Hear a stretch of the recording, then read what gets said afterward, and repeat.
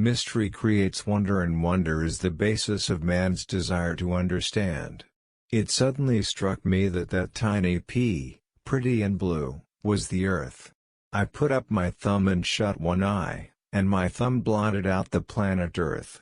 I didn't feel like a giant.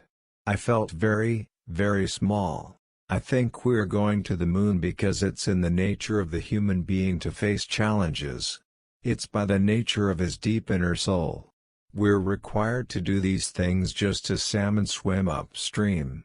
I believe that every human has a finite number of heartbeats. I don't intend to waste any of mine running around doing exercises. Here men from the planet Earth first set foot upon the moon.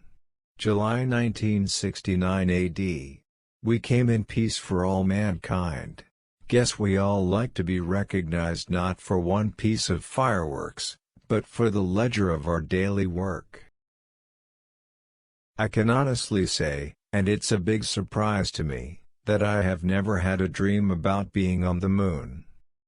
I am, and ever will be, a White Sox, pocket protector, nerdy engineer.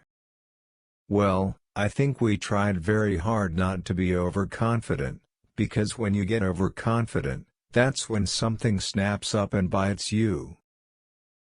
Science has not yet mastered prophecy.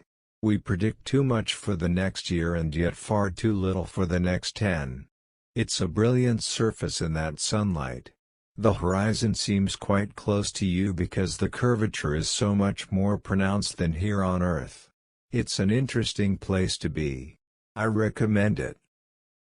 Houston, Tranquility Base here. The Eagle has landed. In much of society, research means to investigate something you do not know or understand. Yeah, I wasn't chosen to be first. I was just chosen to command that flight. Circumstance put me in that particular role. That wasn't planned by anyone. We had hundreds of thousands of people all dedicated to doing the perfect job, and I think they did about as well as anyone could ever have expected. If that's there, I believe that technology will probably step up to their part of it. Gliders, sailplanes, they're wonderful flying machines. It's the closest you can come to being a bird. All in all, for someone who was immersed in, fascinated by, and dedicated to flight, I was disappointed by the wrinkle in history that had brought me along one generation late. I had missed all the great times and adventures in flight.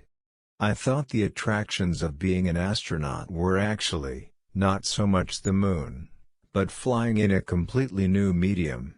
As a boy, because I was born and raised in Ohio, about 60 miles north of Dayton, the legends of the Wrights have been in my memories as long as I can remember.